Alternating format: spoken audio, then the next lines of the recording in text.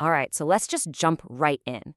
Think about this for a second. What if your mind, by default, is actively hiding a huge part of reality from you? And not just any part, but a massive, positive, and deeply meaningful dimension. It's not some mistake or a conspiracy. It's kind of how we're wired, a feature driven by our ego and our past experiences. So in this first part, we're going to start pulling back that curtain. I mean, you know that feeling, right?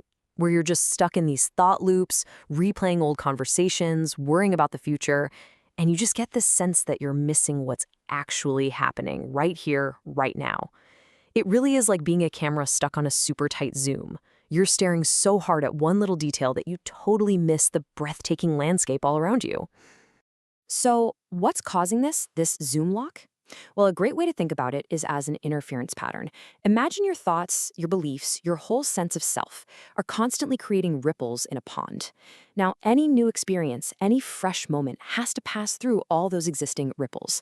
And what happens? It gets distorted. It gets measured against this old, outdated version of who you think you are, which basically stops you from ever truly learning or seeing something new. Okay, to really get a handle on this, you gotta understand that there are basically two completely different ways we see the world, and they're both running inside of us all the time. One is the filter, the part that narrows things down, and the other is the field, the part that sees the whole big, messy, beautiful picture. Let's break that down. And this is the key. This is how the filter works. There's this part of our brain, the analytical, language-loving part, that acts like a super strict gatekeeper. It's a bouncer at the club of your reality. And if an experience comes along that it can't immediately slap a label on, if it doesn't fit into a nice, neat box, it just denies it. It literally says, nope, didn't happen. And just like that, it creates these massive blind spots in what we perceive as real.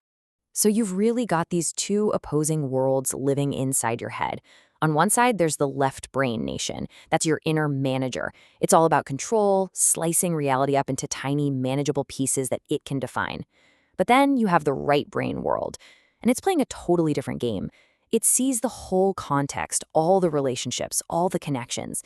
Its goal isn't to control anything. It's just to be present and connected to what is. And this right here is the heart of the conflict, the real tug of war happening inside us every single moment. Your right brain is picking up on everything, the feeling in a room, the unspoken meaning behind someone's words, the subtle patterns. But then the left brain, our inner narrator, just comes in and says, nope, can't put that into a sentence, doesn't count. It's wild when you think about it. A huge chunk of your reality is getting vetoed by your own mind. So here's the million-dollar question. What are we actually missing out on? Because it's not just random static that's being filtered. What's being left on the cutting room floor is this incredible suite of positive abilities that are totally native to us. You could even call them our hidden superpowers. And when that filter drops, even for a second, boom, you suddenly tap into this stuff. Your senses get sharper, you can hear the tiny shift in someone's tone of voice and know exactly what they mean. Ideas just start flooding in, one after another. You start seeing connections between things that seem totally unrelated. The world stops being just a collection of objects and starts to feel alive, like a responsive field of meaning all around you. Honestly, this is the perfect way to put it. This isn't about hallucinating or making stuff up.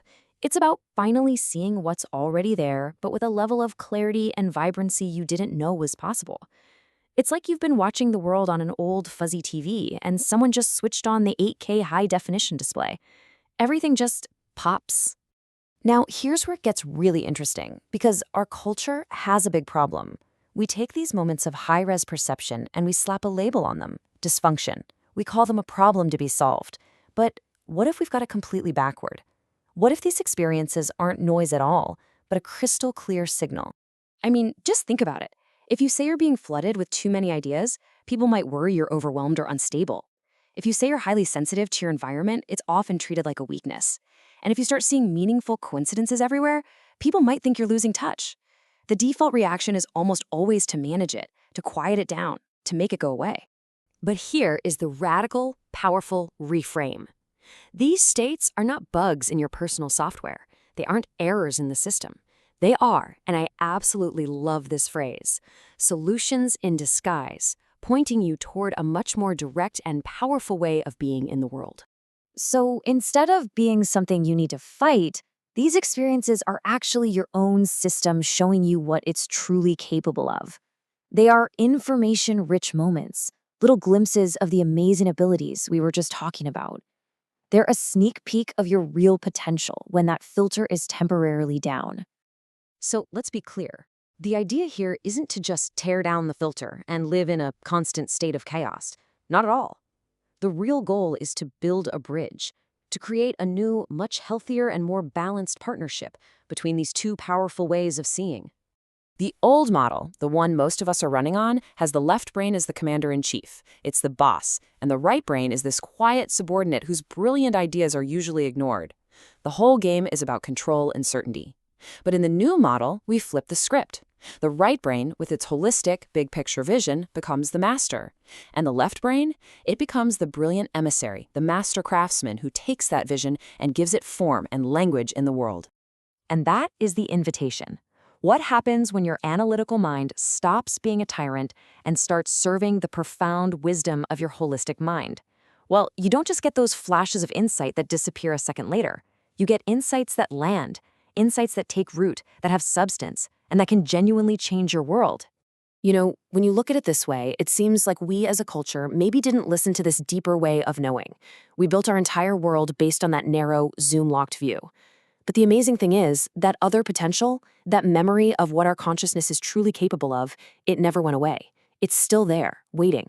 So the question for us, the one we'll dive into in part 2, is pretty simple. We didn't listen then. Can we start listening now?